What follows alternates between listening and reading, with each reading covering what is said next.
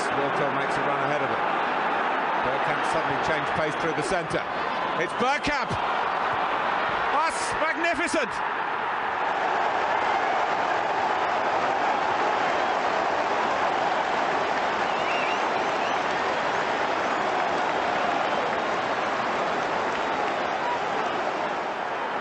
The move, and then this, which left Dabi's ass totally stranded. Hello, and welcome to Bergkamp Wonderland, an Arsenal podcast. We are here with Danny after the 3-1 victory over the Rent Boys down in South London, and we've got lots to go through. Including Aubameyang's incredible first half performance, which we'll break down in detail about his all 5 of his touches, including the kickoff. But let's say hello to everybody first and foremost. Danny, I am joined by the man himself. So how are you this evening, and how was the game for you? I'm tickety-boo, and it couldn't really have gone much better. We had a little chat before the show started, and we were both over the moon about the fact that we shit the bed a little bit. So we cleared up the mess and we carried on and won the game. Whereas in previous games, we'd have shit the bed and then we'd have got our friends to come in and shit the bed too. Yep, just a massive shit. How do you feel about it all? Thing. Yeah, no, as I said, we had a chat just before we clicked the button to go live, and I like the fact that it's, obviously a clean sheet's really nice, but I like the fact that we tested ourselves to that degree. We'll break down the goal and stuff like that for Chelsea. But we didn't. Yeah, you're right. We didn't shit the bed. We actually steadfast and held our position to keep the game and keep the victory and keep the 3 points at the Emirates this evening. So I'm really happy overall with how the game went. It was always going to be a tough game because you know that Chelsea are going to show up regardless of how poor they are. They're always going to want to show up against us. You know, the massive political statement of starting Aubameyang tonight was just laughable. But we'll talk about it. But let's say hello. What was that? Mind games by Fat Yeah, Frank. I know. It's just comical, if anything. Absolutely comical. But anyway, let's say hello to some people. We've got some people that have joined us for this chat. Stephen Barr there says, not going to lie, I'd love to have had at least one more goal and some time for ESR. ESR only comes on when we're losing 4-0. That's been sealed in concrete, sadly. That is correct. Yep. Michael in Sweden says, hello, Phil Macker is back. Michael's double dipping. Look at that. He's on Twitter, YouTube, and he's on Twitch. That is dedication. And lots of numbers. Great. We got a win. No clean sheet, though, against a terrible Chelsea side. Only 3 games too late. Also unbeaten in London derbies for the first time since, I think, the year after the Invincibles, which is a big thing. Very nice. Pete Coulson says, ahoy, ahoy, should have smashed the Chavs by 5 or more. None. I hope Ramsdale has a chat with Zinchenko about his defending for the Chelsea goal, says, and lots of numbers. Sai is there, hello, hello. And Daya, already said hello to Michael. Loki's there. Loki predicted 3-1. I think a few people predicted 3-1. Nice. Tom Andrew, nice relaxing evening. Pete Coulson said 3-1. Question there from Michael. I shall save that for later. Keysby night. That was fun. I'm happy Kiwi didn't look like a passenger. I can say Kivora now. Kivio. I managed to. I've had lessons. Phil says so. Kiora holding for the weekend. We'll come up to how many times does Gabriel have to get tombstoned before he actually gets taken off? Jim Eves, hello. Mr. Waffles is back. Lovely. Avon Not Teddington is there. Super Dibiliosius is here. Arsenal Reels. I know there's a Twitter account called Arsenal Reels. I don't know if that's you. Hello. Hello from Sweden. We have 2 Swedish people in here. We have Arsenal Reels and we have Michael in Sweden. That's good. It's a Scandinavian loving. Not like that, you mucky buggers. Boy 10 says Arteta doesn't like ESR this season. Saving him for next season. Super says respect to Kivior. We will be. Sire says drop a like even if you don't like what you are seeing. Quite true. Keysby Knight. Enzo is stuck there for how long? Is it 20 years? A 20-year contract. They're all on 20-year contracts. The Irish Beast up the Gunners and ends the winless streak. Super says, I'm a Swede from Iowa. Bloody hell, we're cornered. One more and you'll own the place. Barry Douglas. Hey guys, back to winning ways. Thank God. Barry Douglas, not Douglas, with the Benny Hill picture in his YouTube bio. Boy 10 says, does Holding make the CB partner worse? I never thought, I'll save that as a question if we need to milk questions later. Mark says, Kiwior had a good game. He certainly did. Anne says, 600 million on transfers. The great Frank Lampard as manager. How Chelsea aren't playing better escapes me. And finally, was looking forward to my Trossy and 4-0 at 95-1. Oh, mama. Right, Deac, back to you. Yeah. Thanks to everybody that's jumped into the stream. It is super appreciated. It's always nice to have a discussion about an Arsenal game after a victory, and well, rightly said, we've broken that winless streak with some really frustrating performances from the Arsenal to cap it all off with Southampton, West Ham, and Liverpool, wasn't it? Was it Liverpool? Can't even remember. What it was. Yeah, Liverpool 2-2, West Ham 2-2, and Southampton 3-3. That's it. Yep, there we go. And then to cap it all off, we lose to City at the Etihad in the fashion that we do. So it's nice to kind of bounce back the way that we did. There was lots of talk about the lineup and how that was going to proceed. Communication of the fact that we've kind of got the elephant out of the room now. As much as we lost the game against City, we've kind of gotten away from that now. So we've got a chance to really sort of focus on ourselves again and not have the pressure of the games coming up to us. Because I think the boys were I think they built up that particular occasion up to the biggest crescendo ever, and it ended up not going our way. So I'm very happy that we've bounced back in the fashion that we have. Chelsea are playing very well this season. We all know that. They've spent an obscene amount of money. They've changed managers more than I changed my fucking underpants during the week, that's for sure. And it's they're always going to go with that. And I was thinking about it, but I thought, I'll leave it for the late night pod that we're going to eventually do at some point, I'm sure. But yeah, no, Chelsea are always going to turn up against us. It was a political statement with the Aubameyang starting as well. But as I said, with the Arsenal situation, it gave us an opportunity to kind of reset, rejig things, and play for the game as opposed to the title push that we were pushing forwards to. So there was that kind of that reassurance of bringing in Holding. Tonight, we tried an experiment. We tried Kiwior, and what a fantastic signing he's looking like. I know this is the kind of really the only time we've really seen him for 90 minutes. I'm pretty sure this is his only 90 minutes, if I'm correct in thinking. Somebody, I'm sure, will correct me. But unbelievable performance from Kiwior he's only against 14 minutes. There you go. Right. Okay. So this is the biggest appearance that we've seen. His interceptions are fucking brilliant. Oh my God. No change from him at all. He was right in there. I couldn't believe how well he did intercepting stuff. Unbelievable. But yeah, let's go through some things then. So obviously Holding didn't start tonight. We saw Kiwior coming in and getting involved. Partey gets dropped tonight as well, which I found quite interesting. But Jorginho had an incredible game. And Martinelli getting dropped as well. Danny spoke about this in the pre-podcast. And I can't, was it Rudy? I think Rudy predicted it. Like before anybody else, he kind of predicted the changes. He predicted 3 changes 3 minutes before 7 o'clock. And I thought, and I looked, I was like, wait, hold on. No journalist had leaked it because they're very strict with that. So Rudy, if you are, is he here? I don't think he's here yet. He'll probably be in here a bit late with some quotes, hopefully. Rudy, if you are watching this post, let me know what the lottery numbers are, please. That's unbelievable foresight. I thought potentially Gabriel Jesus would get dropped for Trossard and Trossard playing up front because we've seen so far since we signed him in January that he plays there so fucking well. But Gabriel Jesus kept his spot and rightfully so. So yeah, we saw Jorginho stepping in, Trossard and Kiwior coming in for some Arsenal making some quite risky changes with the Kiwior situation, as well as starting Jorginho. Partey's kind of been our player this season when there's been moments when he's not been available and we've been very anxious and worried.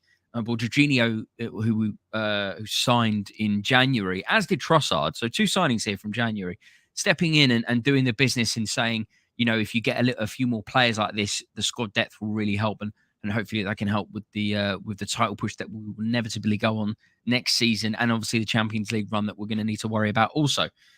So yeah, overall, no real shocks elsewhere. Saka starting, Odegaard having an incredible performance, but Xhaka for me was the man of the hour and a half. Your man of the season. 100%. But yeah, Aubameyang starting for Chelsea. I said it was a political statement in the sense that it was trying to get into the minds, not as in politics. It doesn't, just because you use the word political doesn't necessarily mean it's about politics. Political statement is to get into the mind games, get into the mind of the Arsenal fans, get into the minds of the Arsenal players. I don't know. Frank must be like, you know how they play.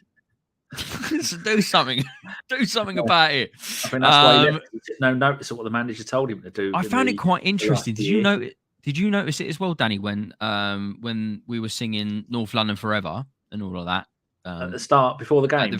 Before the game, like we do every game now, the Dunford song. Horrible and song. The camera looks at Aubameyang because this is his first time back since leaving Arsenal. I know that we obviously played them, but that was at Stamford Bridge when Gabriel got the only goal to make it 1-0. But tonight, the camera zoomed in on Aubameyang, and there was like a moment where he kind of looked around and he kind of took it all in, and it was like a bittersweet moment for him. So I was a bit like, "Fuck, man, you could have. Why did you do what you did?" I was, it's a bit like I'm not angry at him. I'm just disappointed. It's nothing personal, exactly. You've let yourself down. You've let the fans down, and more importantly, you've let Arteta down. You've let yourself down. You've just let yourself down. But I just felt disappointed. I was a bit like, it was a really bittersweet moment. He still could have it. He could. Do you know what I mean? It's crazy. So there was that little moment before the game kicked off that I was a bit like, I noticed. That's. And in the warm up, when he was having a warm up, and he had a shot at the goalkeeper, and the goalkeeper saved it, and all the Arsenal fans cheered. Oh, quality fans! It's a weird relationship.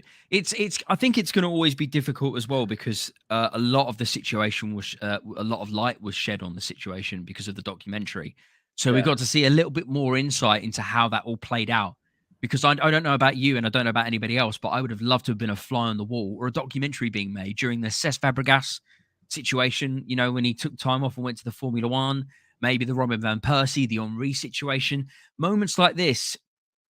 You definitely love to kind of like know what really happened behind. Exactly. So I don't know if it's definitely a weirder situation because we kind of know what happened ish to a degree. But anyway, leaving Barcelona. I mean, well, why would you do that? That's an old man's bloody playground.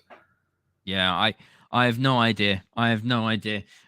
Before we get into the game, is there any more comments that you want to go over and address? Maybe some. I'm just say hello. Going to get some Trossard information. Let's have a look. Who's turned up? Like Mr. Boblex is there on Twitch. Lovely. We've got a question from Barry. Good. Mr. BX is there. Coey Gunners. Boblex says from Orbinio, Aubameyang finishes the game with 9 touches, 4 of them from kickoffs.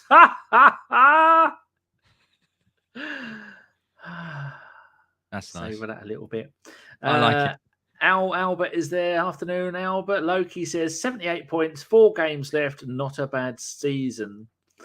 Yep, indeed. Formerly knows was turned up. Albert wants out. He should go to MLS or somewhere. Go and play for Portland, but he'll end up at either one of the New York. How many New York teams are there? I think there's only one. No, there's New York Red Bull and there's New York City. So he'll either end up at one of those two, or he'll end up at LA or LA Galaxy. Into Miami, potentially. Oh, there you go. 5 possible teams. Good. Phil's predicted Bang Bang will be off before 50 minutes. Should have put a bet on that as well. Paul Nell is there and Avon is there. Mr. Waffles, 2 Red Bulls and New York FC. There you go. Right, let's talk some football, shall we? Yeah, I've got as per usual. I've written a plethora of notes.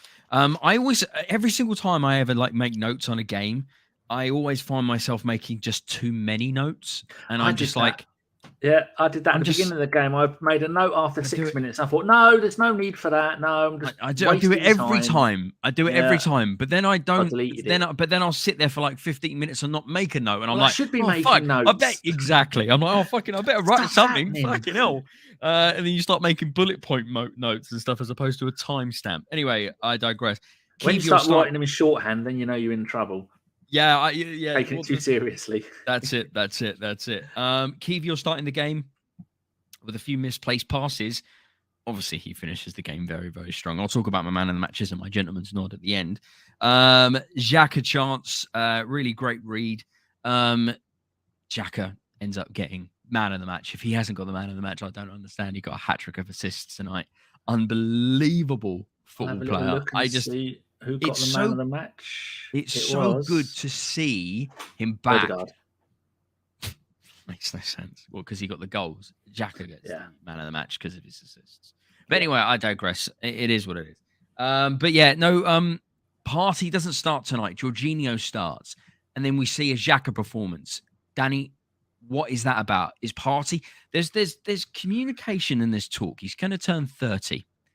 He's been relatively injury prone. We kind of know the profile player that we want. We can't really go for Caicedo and Declan Rice because it's either going to be one or the other and then potentially Mason Mount that we're looking at as a potential rotational option for Xhaka. Now, Partey, 30 years old, we're coming up to. Very injury prone. Never really hit, been able to maintain a season. He's got 2 years left on his contract. Is there going to be some talk in the summer about the possibility of maybe moving him on and then going in for Caicedo and Rice and Mount? What do you think? If the owners want to sustain another Premier League challenge, then something's got to be done because it has taken Partey a year and a half to become the player we wanted him to be, which would have been most of this season. And then when the pressure was on, he was one of the biggest culprits, him and Zinchenko, of not being able to do it. And so I would go, Partey is 30 in June and Xhaka is 31 in September. You got to look, and Jorginho is 32 in December. So they've still got time left in them, but they're not going to get better. Xhaka, well, maybe Xhaka is at his peak at the moment because Xhaka's game doesn't really rely on, nor does Partey's on pace or anything. No. But you saw Xhaka tonight and he was after having a terrible game against City, he come back tonight and shown why he's your player of the season. Why he's one of the fans' favourites, why he's the vice captain, because he can come and do all of that lot. But he needs to sort out his consistency. Not his consistency, his attitude, his anger, because we saw at the end of the Man City game, that was the Xhaka of old, and we don't want that. So I'd keep him at the club next season if he wants to stay, because we're going to be playing best part of 70 games next season, 60, Agreed. 65, 70 games. I'd keep him. Thomas Partey, I'd get rid, because I don't like the fact that he's. It takes someone. I think you said someone who was a Muslim and they do the fasting. And I was asking my mate, is he? And he said it's so hard to get used to when you first start doing it.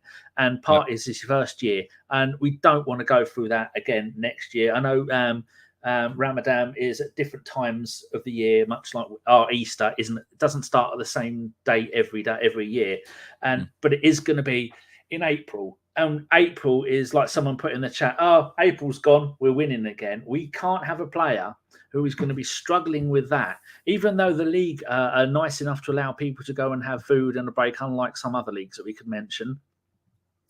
But I don't like the fact that when we needed him, he's one of our most experienced players, and he wasn't there. And we can't afford to do that again next season. He has the Eddie and Nketiah thing of where he's just moping around the pitch, making mistakes, not really into it, which is something you can never accuse Xhaka of not being into it. So I think maybe it's time to sell him while we can still get decent money for him. We won't get what we paid for him. Yeah, but he's a great player. But it's just so many little things going on that I'll be thinking, I'm not sure he's the man for next season for us. You? Yeah, I'm. That's the reason why I brought it up. I heard some talk about stuff in the rumour mill and stuff like that, and so it kind of got my cogs in my brain moving. And I think it'd be quite astute if Arsenal kind of used anything that he's got right now based on value, if you can try and recoup some of that and invest it back into Caicedo or Rice. I know some people. I think somebody said that they're not interested in Mount and they don't want to. There we go. Yeah. Mr. Boblek saying he's not interested in getting Mount because he doesn't want to give Chelsea 70 million quid. Now, I don't think he'd cost 70 million quid considering the position that Chelsea are in. They're going to have to make some sales based on how much money that they've brought in. They've put out, so they're going to have to bring some money in.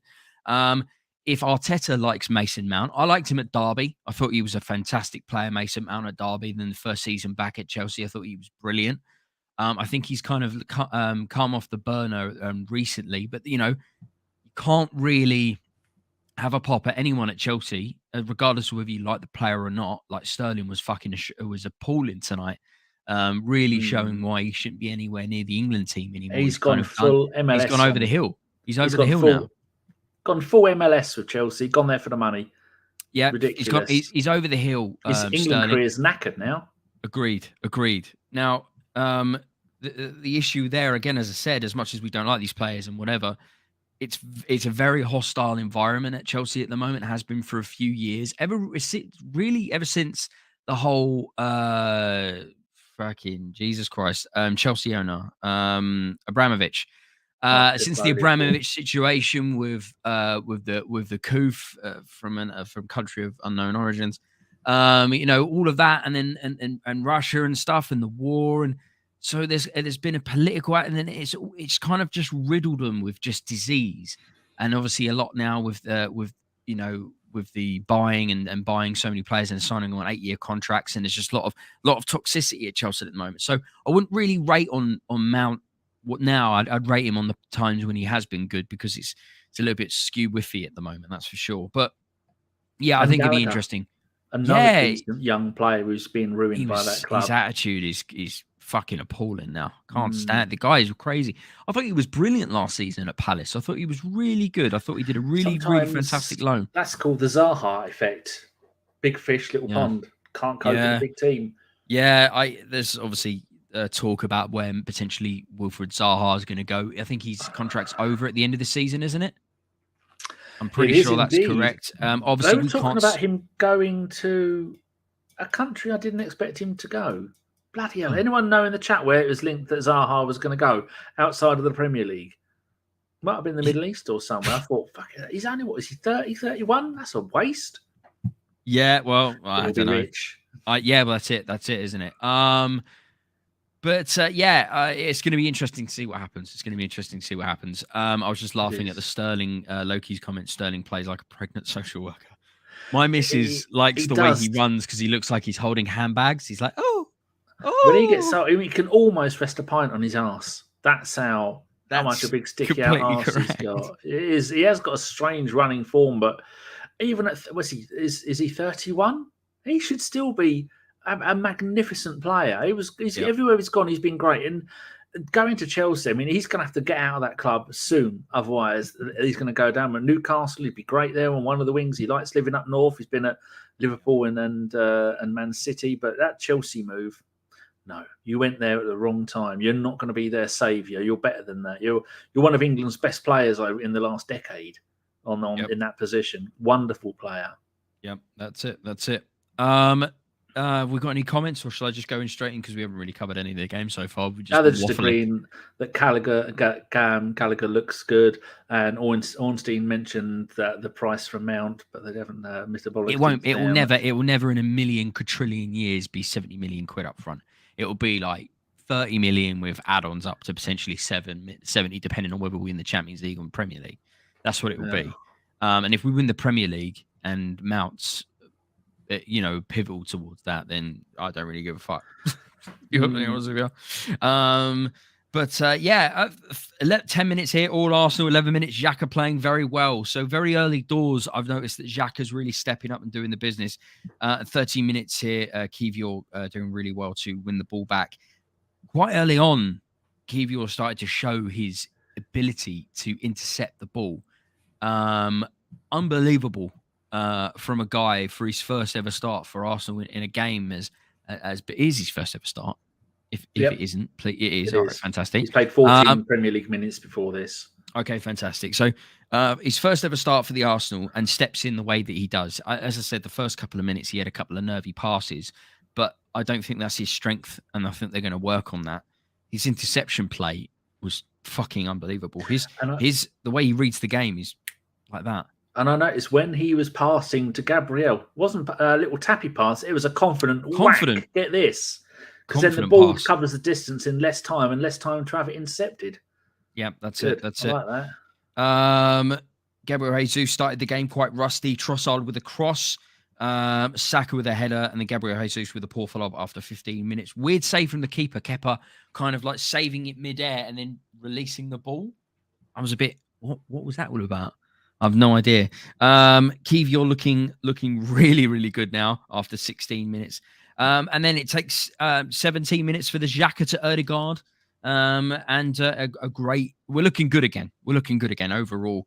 But the ball from Gabriel Jesus to Xhaka, showing he's got that ability to drop deep, break the midfield, break the defence with a lovely placed pass out to Xhaka on the wide for him to put the ball in. Odegaard using the passage of the play, the power of the pass to kind of guide the ball into the back of the net. I think Kepa gets like fingers on it, goes in on the underside of the bar. But we make it 1-0 after 17 minutes. What did you make of the goal, Danny? If there's any player, because in that position, you're usually going to get one of Xhaka, Partey, or Odegaard that are going to have that kind of shot, unless Zinchenko's come in from out wide and he does it. But it's usually those three.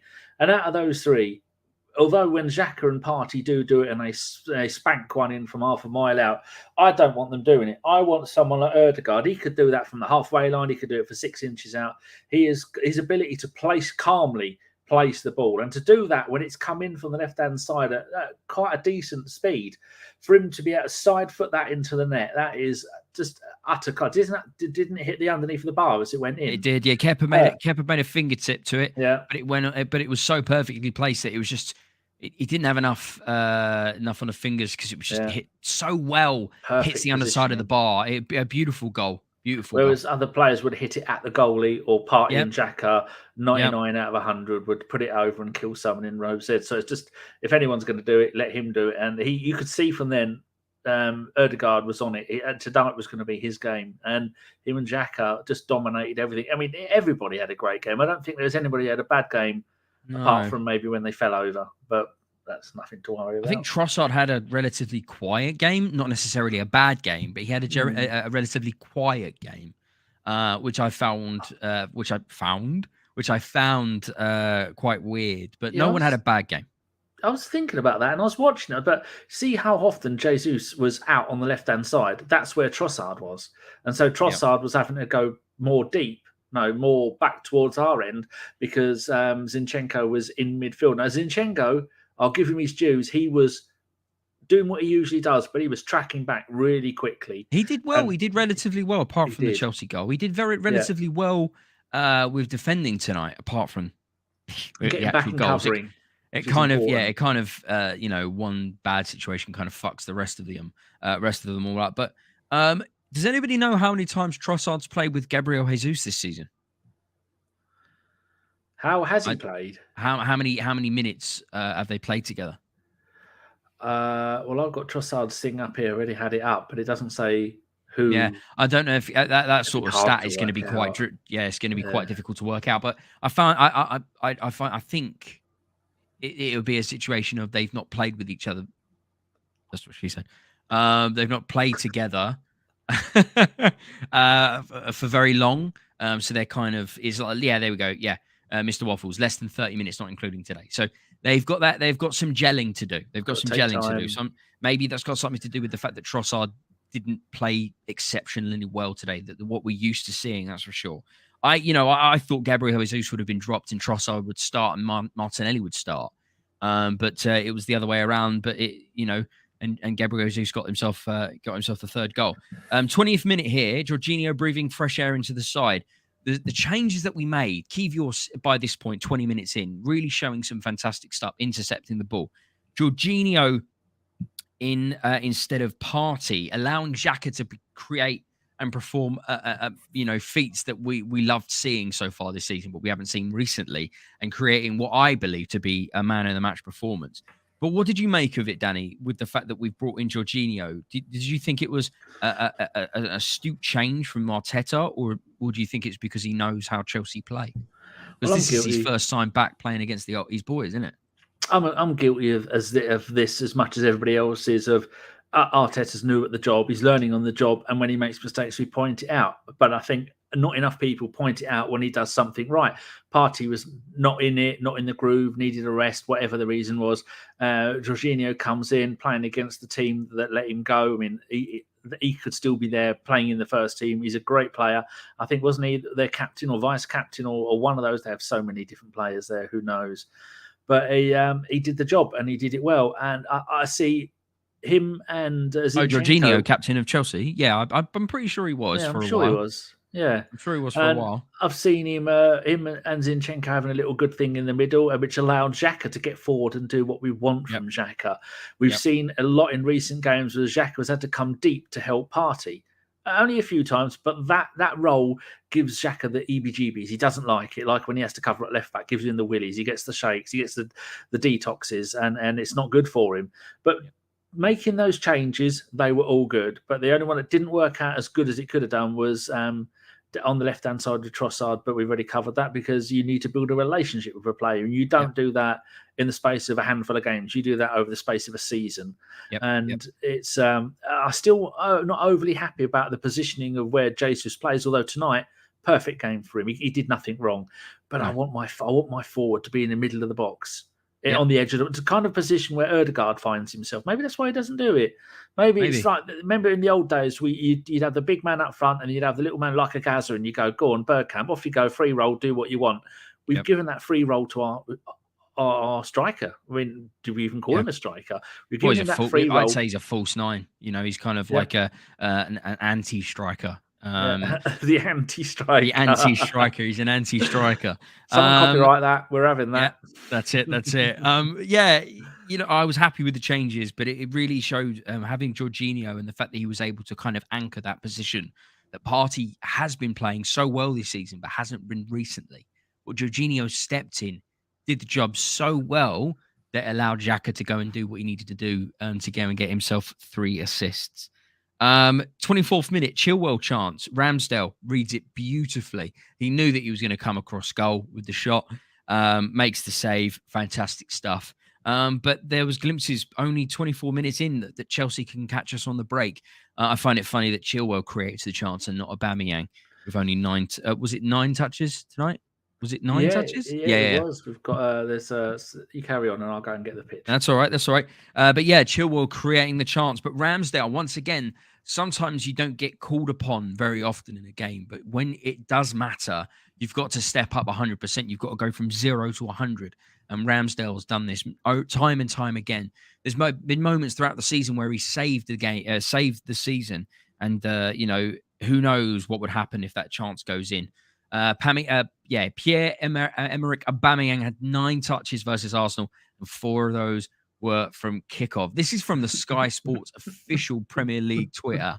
So, and this got viewed within an hour. This gets viewed over 500,000 times, 530,000 views on this tweet. Unbelievable. What? And he got the lowest score pitch of a 5.7. I just don't get why they played him. I don't get it. Once again, it's Frank Lampard trying to get. He's got nothing to really work from, so he's trying to do the FA Cup final, isn't it? Because he scored 2 goals against Chelsea in the FA Cup final. I think they did, didn't he? It's so weird. Punishing him. I just don't get it, mate. I really don't get why playing. He's completely out of form. He's not been the same player since he left Arsenal. He did fairly okay at Barca, but fucking Jesus Christ, that league over there is an interesting one. I don't get it. I just don't get it. Overall, I just don't understand it. 30 minutes here. Xhaka, I've already called it. Xhaka for man of the match so far. Sterling, and this is before the 2 other assists. Sterling looking embarrassed, shocking player. I still don't get how he gets. Oh wait, have we already scored another goal? Yes. 27 minutes. Goal. Yeah, 27 minutes. Yeah, so I was already talking about the Xhaka. Yeah, Xhaka to Odegaard again. It was like a carbon copy. Of the first goal. Out to the left-hand side, put the ball back in, but it was a weirdly placed ball. Sterling thinking Odegaard's behind him, knowing kind of where he is, and then just completely losing him, and Odegaard kind of wiggling his way in and putting it into the back of the net. Unbelievable from Xhaka and Odegaard to combine again, really showing that they had the free-flowing ability to be able to push because they knew that Jorginho was there, which allowed them to go and do what they needed to do. It's wonderful. like I say, did the same thing again. Jesus down the left-hand side, so we can't really argue about him being out of position. Xhaka and Trossard and him all getting together. And first goal gives it to Odegaard, who spanks it in. So it's lovely. I mean, they did have a penalty shout before that with Fofana. It hit his arm, but I don't think that's really that wasn't a penalty. In the real time, it looked like he spun around and kind of cupped the ball with his hands. Yeah, but it's just in a weird way. But in the replay, it'd be very unlucky. It would be very unlucky. With that. And I thought we need to get some more. And then I had the Arteta press conference before the game the other day. What happens if you score 2 goals this time? I want to score 3. Yeah, and well, that's what. And that's what happened. That's what happened a few minutes later. Gabriel Jesus proving it was the correct decision for him to be on this evening, making it 3-0. Ben White with a fantastic cross in at the back post. Gabriel Jesus' first effort kind of deflected. Then Xhaka has an effort, is deflected. And then Gabriel Jesus is able to rifle it past Kepa to make it 3-0. And this is only after 33 minutes. Xhaka again quite... The thing is with Xhaka, he does these runs where he runs into the box like he is that target man striker. He gets to the back post, creates confusion, stretches the back line, allows Gabriel Jesus to find a pocket of space. Unfortunate with his first effort, but is there to get the rebound. And we've seen that this season where he's had opportunities, but he's been able to capitalize on the rebound. Pep talks about him being the best pressing forward in the world, but he's got that ability to be able to be that fox in the box as well, which is in moments when we need him to be. He was there, Danny. He was there today, 3-0. And you could just see the floodgates were going to open. I mean, it was like you should have that. Like who is it? Someone, I think Barry in here has got the Benny Hill as his logo, his avatar on YouTube. We could have played that to Benny Hill music with everyone touching it, getting it in, wiggling it, and then goalkeeper missing it and going down and giving it to him, and him having a go and him passing it sideways and eventually puts it in. Yep. And then you could just think they were going, oh, for God's sake. And I thought, that's it. 33 minutes. I want another couple before half time. And it didn't really happen, did it? No, it didn't happen. This is 33 minutes. We're at 3-0. I predicted 4-0. I thought that was going to be written in the stars. I thought that was done and dusted. I think that's, we all pretty much predicted it. 37 minutes. Kiwior, once again, looking really, really good at reading the game. And 42 minutes, beautiful touch from Alba. Did you see it? It was like a Mudryk balloon toe touch, and it goes out. Obviously, he got a lovely cheer from the fans. He did. He got a cheer from the Arsenal. But yeah, first half Arsenal, all Arsenal, and Chelsea kind of had a few glimpses, a few moments, especially towards the end of the first half, where they had moments of a counter-attacking threat that we need to be careful of in the second half. But Alba lasted only 45 minutes, getting taken off at half time for Kai Havertz, Danny. Kai Havertz. So Aubameyang lasted 45 minutes. It is indeed. Rudy has a question here. He says 14 goals for Odegaard. Had he more in any other previous season? Just looking, the most league goals he ever got in the season was 2018-19 at Vitesse Arnhem in the Eredivisie. He scored 18-31. And then last season for us, he scored 7. And the season before that, is back playing his first season for Stromsgard, where he got 5 in 23 when he was about 10 years old. You wanted to congratulate Rudy on his prediction, didn't you? Oh yeah, Rudy. So I can't believe that you called it with the prediction on the team sheet. So I was wondering if you have the lottery numbers, that would be great. I've got a barbecue coming up in a couple of weeks. A little bit of extra cashola would go down quite nice. It was initially gonna be Blame's in here again, the Watford fan doing documentaries. It was going to be a barbecue to celebrate winning the league, but we're going to celebrate getting back in Champions League and celebrating St. Tottenham's Day. If you know the numbers, send them over my way. Although we don't condone gambling. No, we don't condone gambling. But if Rudy knows, if he knows, it's a sure thing. It's not gambling. We can all do it. Exactly, it's not gambling because it's a sure thing. It's a dead cert. Poor old Alba, though, pulled off at half-time against the team. Half-time, 45 minutes. Got glory with. He had one decent touch. Well, not even decent. It's got to go down as one of the worst nights for an ex-Arsenal player coming to the Emirates, hasn't it? Poor bloke. As I said at the start of the podcast when I spoke about Aubameyang embracing the Lewis Dunford song at the start where we sing North London Forever, there was a twinkle in his eye, like it was like a bit, as I said, a bittersweet moment. As much as he pisses me off and frustrates me, I fucking loved him when he played for us. He was fucking unbelievable. My God. We were saying on the podcast last night when we were looking getting players, we're saying, I think Femi brought it up and said, how many truly world-class players have we bought since the Invincibles? I think the answer is 3. Aubameyang, Ozil, Sanchez. That's it. Yeah. I mean, that is quite a high step to put someone on. I still remember the video that they did for the promo where all the Arsenal fans figured out that Mkhitaryan said, "Hey Alba, want to come out here?" and did all the lip reading and everything, and it was like, "Oh my God, are we signing Aubameyang? This is crazy!" And then we signed him, and the video was released, and everyone just fucking lost their shit. Fucking unbelievable. I still remember where I was in London. I was working a job, was right near St. Paul's, doing my tour guiding and stuff. And I remember watching the video thinking it was the best thing I ever fucking watched. The best song. Fucking loved it. And I remember where I was with the Ozil. I was in the middle of nowhere in Turkey. These key moments.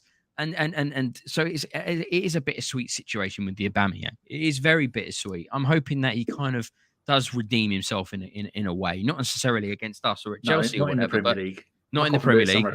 But yeah, go and do something. I kind of want to see a redeeming arc from him because when he played for us, he was quality. I loved Mr. Boblex. I loved Santi Cazorla as well.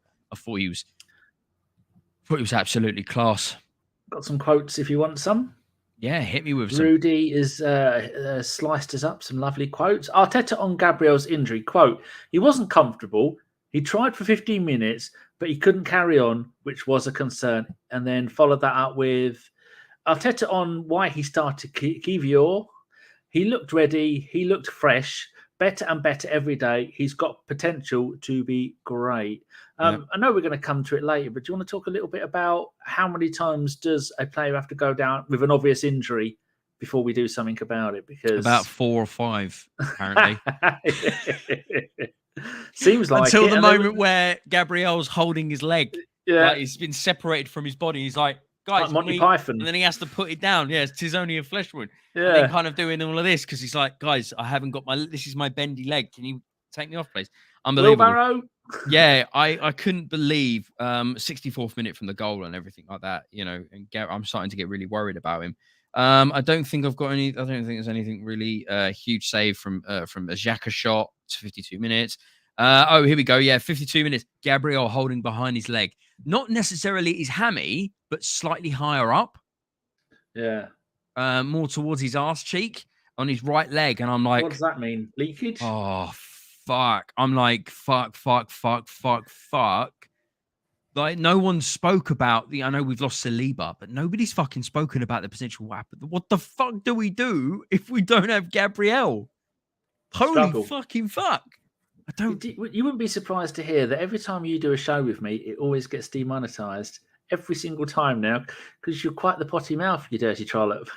It's only about 70p a show, sometimes even less than that, so it doesn't really matter. But I was just looking the other day, Man City, limited. Southampton, limited. West Ham, limited.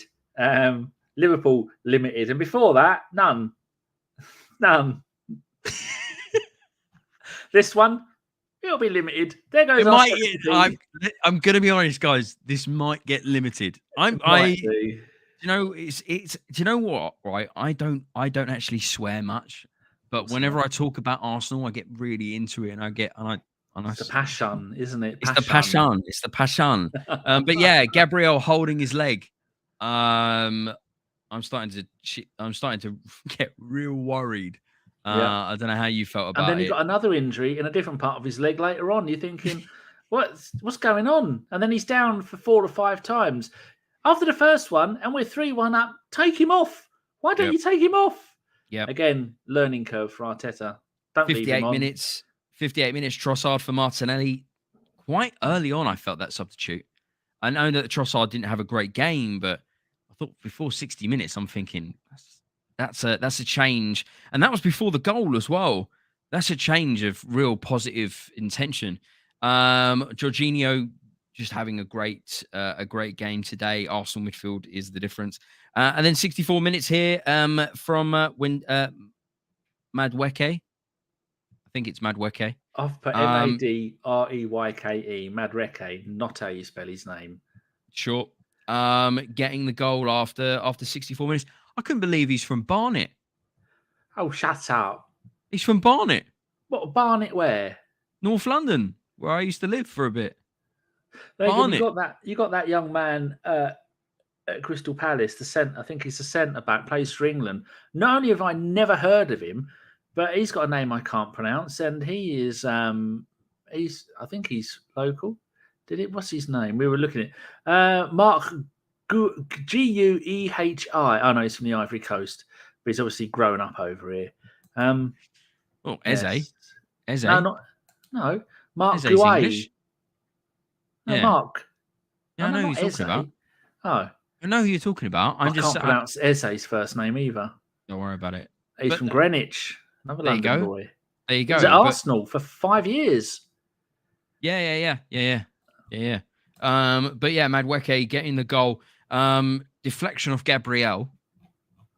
You know, he dropped down after this as well with his leg. So I don't know if there's a situation there. Zinny not tracking the ball, but you know, at the end of the day, he's not a defender.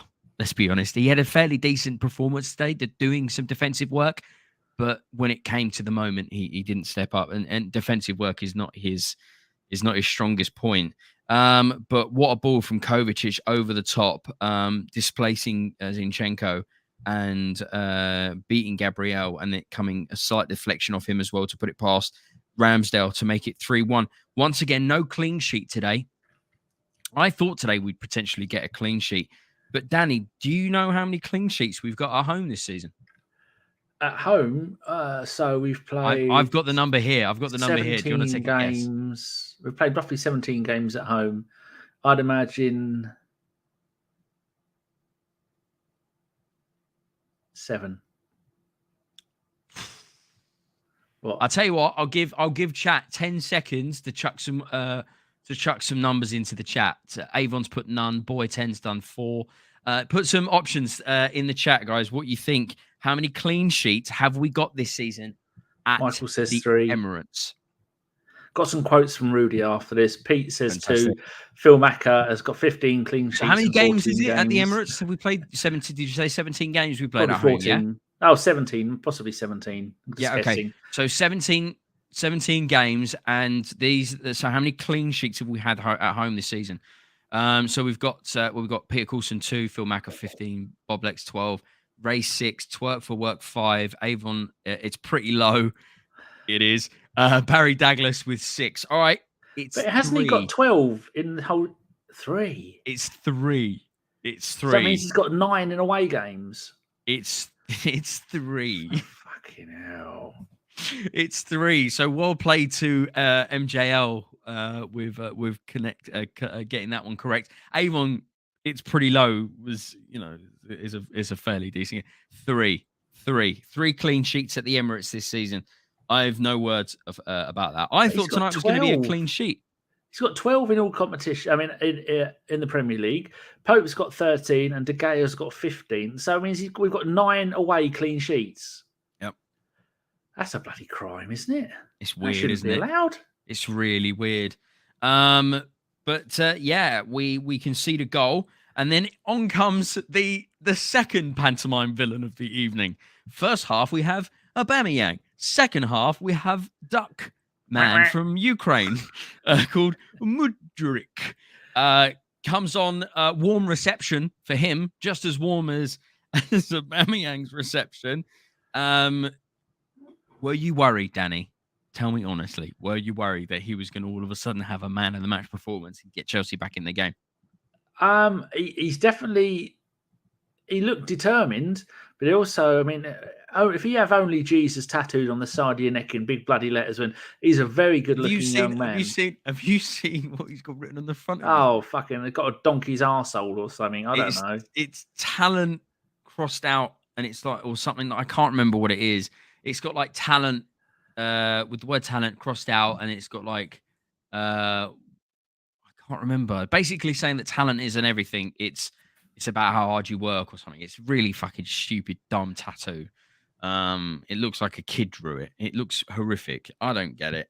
I don't fucking get it. But yeah, Madrid... it's got talent crossed out and then ain't enough. That's the one. Fucking the dumbest tattoo I've ever seen. It's like a little kid. I'm rebelling against my parents with my little tattoo. Oh, talent it's all about talent, guys. It's about how hard you work. Fucking what a load of codswallop. Fucking oh god, thank you for putting up that garbage tattoo. Talent ain't enough. Oh, you sigh. You fucking sigh. The shittest hair. I'm not having a. If he was at Arsenal, I'd still call him out on his shitty hair. His fucking hair's tattoos. But he recently got that tattoo. I'm pretty sure he recently got that tattoo. I was looking at older pictures. He didn't have any of them. It's quite a recent one. I'm looking at. Yeah, the talent ones was during the Arsenal saga. No, that's it. The tattoo looks like the no regrets. No regrets. Well, not even a letter. No regrets from the Millers. And he's got the obligatory broken heart on his cheekbone, and he's got written on his index finger, and then he's got something about God on one of his tits and a heart with a football every on the tattoo other. cliche he's got. He's probably got mum in a heart on his arm. And that love and hate on his knuckles. Yes. I mean, he's young. They can be listen, footballers, even when they're 30 years old, they're still kids. You know, everything gets done for them. They're not really had to grow up and live in the real world. And I'm not having what else are you going to spend this money on? Yeah, do you know what I mean? He's going to do tattoos. You know, if you're covered in tattoos, the only thing you can really do is become a rock star or a football player. That's kind of or a sports star in some capacity. That's all you can really do. So yeah, Mudryk comes on 70th minute, gets a warm reception from the Arsenal.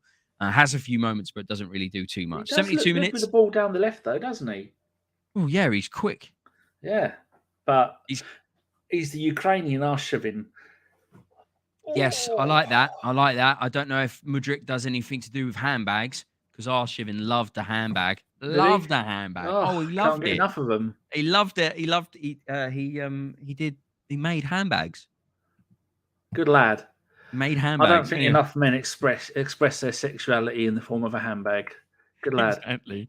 72 minutes. Kieran Tierney for Zinny. So it's good to see Kieran Tierney coming on, and Nelson for Saka. Overall, I thought they were good subs. Today, I thought the lineup was good.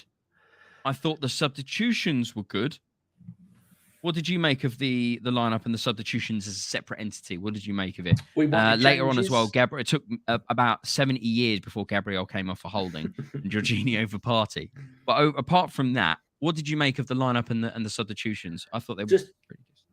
Just enough to refresh the team, give people a little nudge and say, hey, come on, you've not been doing your job. Yep. And give the players... The only way it could have been better if... how many subs did he use? Did he use 4 or 5? He used all 5. He used all 5. 1, 2, 3, 4, 5. Yeah, instances. So Martinelli for Trossard, Tierney for Zinchenko, Nelson for Saka, Holding for Margulies, for Gabriel, which he had to do, Partey for Jorginho. I don't know why he brought Partey on. Jorginho was doing a good enough job. It's games like this. Who else was on the bench that didn't get used? Vieira, good. Turner, can't use. Nketiah, why bother? Smith-Rowe. I'd like to have seen Smith-Rowe come on maybe after they scored their goal. But I'd have had Holding come on for Gabriel then, and I'd have had Smith-Rowe come on for, I don't know, maybe Odegaard. But remember, Odegaard used to always come off quite early. Now he's playing the whole games. I don't know why they're doing that, but we've got Newcastle away next week. I mean, this coming weekend. I'd have been planning for that already. Been taking off the players that we really need to rest. I wouldn't have brought Martinelli on at all. I'd have left Trossard to play the entire game because wouldn't have made any real difference. But they're going, like I always say, if I knew anything, I wouldn't be sat here talking to you, would I? So no. Well, you know, what happens if Martinelli comes on and gets a goal? That's going to be fantastic for him to go into the Newcastle game. So, you know, it's all in hindsight, isn't it? The substitutions and the changes for Zinny and Saka and for Jorginho, I think these substitutions, and Gabriel, of course, but I think these substitutions are changes because these are going to be the players that are going to be playing against Newcastle. I thought overall good changes. I thought it was a bit weird how long it took Gabriel to come off, but I don't know what's going on there, what's being said. He could have said, I want to play on. So it is what it is. He's got a question. He says, has the Duck got Richarlison on his back? Richarlison. Is it true that Neymar said to Richarlison, why the fuck have you got my face on your back, you weird fuck? Basically went, that's weird. I don't do that. That's just weird. I don't know if that's true, but yeah, Richarlison's tattoo is ridiculous. Did you talk about it on the podcast, the Richarlison celebrating? So he celebrated 3 times this season, both 2 goals disallowed. This particular goal is an equaliser where he once again gets a yellow card for taking off his stupid shirt to show off his dummy fucking tattoo that looks like it's from Jackass Steve-O. And then Liverpool go to score the winning goal. Jota does, who, don't get me wrong, I'm loving the fucking Spurs meltdown. But he should have been sent off against the challenger on skip with the high foot. Yeah, he should have been sent off. But it's all fun and games because he goes and scores the winner anyway, which is funny to see Spurs lose the way they do, but also with the fact that Richarlison did what he did. Yeah, I'm pretty sure Neymar said that. I've got something here. Give Me Sport says Neymar sent Richarlison €30,000 to remove his tattoo, and Football London says Neymar sends £26,000 to Tottenham's Richarlison to have the tattoo removed. Oh, mama! Why would you go and get a tattoo of someone that clearly doesn't think much of you? It's very weird. Fucking idiot. Very just weird. Narcissist. I mean, anyway, who would have his own face on the back of his own back? Steve-O. Steve-O from Jackass has him doing that on his own back. But that's Steve-O. That's what Steve-O did. He was a fucking nut job. He's really interesting when he was on Rogan a while ago. I'm saving the quotes, Rudy, for when we finish with the game. So don't think I'm ignoring them. Carry on. Also, if you've got any questions, guys, make sure you put the letter Q dash and then put your question. Danny is saving those questions so we can answer those at the end of the podcast, guys. The more questions, the better. It can be about the game. It could be about Arsenal. It could be about football. It could be about the summer. It could be about transfers. It can be about anything. It could be about anything. So ask away. 78 minutes, Chelsea back in the game. Since they've scored, they were kind of getting more and more involved in the game. 80 minutes here, I've got to say, worried about Gabriel. It's like the 4th time I've written this. And then 85th minute, the substitutions are finally made. I'm going to be very interested to see what's going to happen with Gabriel in regards to his injury. I'm hoping it's nothing, because what would be Kiwior and Holding? Well, it's only Newcastle. One of the best teams in the league. Wilson's playing brilliantly at the moment, as is Alexander Isaac. They're both playing brilliantly at the moment. Did you see the assist from last week? Have you seen the Isaac goal? The assist. Well, it should have been Isaac's assist, but it wasn't given. But the run that he made. Oh, Henry-esque. Do you know what? We thought the assist from Willock against Spurs on the left-hand touchline with the outside of his foot, curled it into the edge of the box, and then I think Isaac or someone ran on to score it. And tell him how the Isaac assist went, because that was beautiful. His run down the down the left and then across down the left. It was, right there, right down the touchline as well. Kind of reminds me of the Theo Walcott goal that he scores against Newcastle. Funny enough, a number of years ago, where he kind of gets a few challenges, rides them really well, puts it into the back of the net. Isaac doesn't score, does deflect, and then I think it's Wilson who's able to put it into the back of the net. But yeah, so we're going to have to go to St James's Park this weekend. And we're going to have to play a Newcastle side with a very informed Callum Wilson. Isn't it? And Isaac as well. Trippier has been fantastic all season. Joe Willock's really starting to show form. Mm-hmm. So, yeah, it's going to be an interesting game. But we need to par the pressure on City. We've got 4 more games this season. And we want to get maximum points. Man City have got 9 games left to play this season. 9 in all competitions. That's a lot of football in a lot of very tired legs. Lots of talk about, Kevin De Bruyne didn't start. I know they've got Julian Alvarez, who comes on and scores goals anyway. But Kevin De Bruyne's fucking Kevin De Bruyne. You're going to want him for these games. You're going to want him for the Real Madrid games. And then they've got the very tricky fixture in between the 2 Real Madrid games at Goodison Park against Sean Dyche's very defensive and very relegated, threatened team. They've also got Leeds. They've also got new manager, Fat Sam. Yeah, that's going to go there. That's going to be a bounce back. Yeah, that's going to be a bounce back right there. It's that's back going to be a new manager bounce back. They've also got Brighton at the end of the season away from home, which is a very tough fixture at the Amex. Is it the Amex? I can't remember. I think it is. And then they've got Brentford as well, the only other team that's beaten them this season. So they could go on for the brace of beats on Man City. So, I'm not saying it's a thing, but I'm saying, keep the positive mental attitude flowing. I mentioned the different knock on YouTube last week, and I'll mention it again this week. He's released another video which kind of goes on this positive vibe feels. So go and check it out on YouTube, guys. The different knock. His latest video, it's basically it's still on kind of ish. Just it's a really positive video. Go and check it out. But I'll yeah, the game up there from the link you sent me. So it's now. Oh yeah, fantastic. There we go. Yeah, do it. YouTube link. Got a good bit here from Rudy. A stat: 10. Frank Lampard has now lost each of his last 10 Premier League matches he has taken charge of. Not Premier League. 10 matches he has taken charge of across all competitions. He is the first English manager to lose 10 in a row while in charge of a top-flight team since Arthur Cox in February 1988 with Derby County. Impressive. Wow. Did he get a medal for that? Tell you what, there needs to be some sort of commemorative thing going on. Albert says, we've got double the number of points that Chelsea have. They've got 39. We've got 78. I love these stats. I love these little stats. These are good. Good. I've got nothing else to say. Did you ask me a question? No. You were just reading. No, you were just talking about the different knock, and then you posted it up in the chat. But yeah, no, I was just going to say that's pretty much the end of the game. 90 minutes concludes. We've bounced back. For me, man of the match is Xhaka, and then nods to Kivior, who I thought was brilliant today, and Odegaard looks solid. Fantastic result. Great result overall, Danny, to bounce back in the way that we did with the disappointing draws against Liverpool, Southampton, and West Ham, and then the loss at the Etihad against Man City.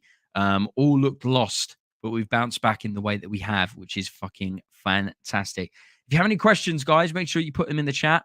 We're going to save them. We've got 16 at the moment, which is a fantastic number of questions, and we'll get onto those in just a moment. But yeah, Danny, what did you make overall of the game?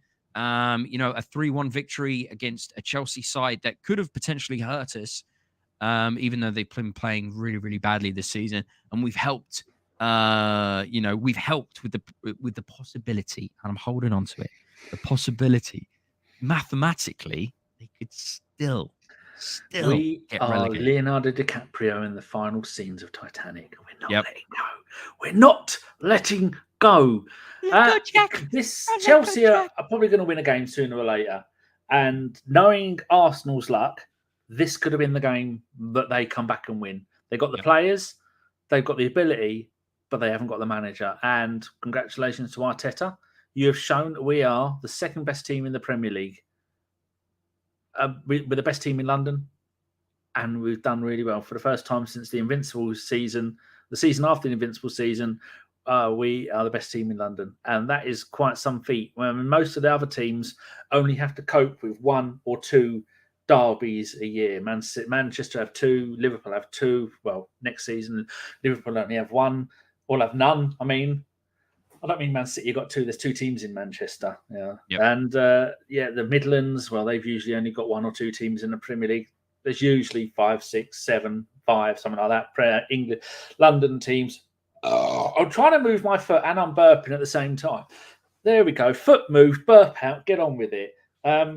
Yes, well done. Very happy. Nice one. Back on track. I can't do 2 things at once, let alone 3. I was worried if I burp, I'll have sausage all over my mouth. This is my mouth, by the way. I'm glad there. Oh, okay. Well, I'm glad it all went well, all things considered. How did you feel about it all? Were you just as...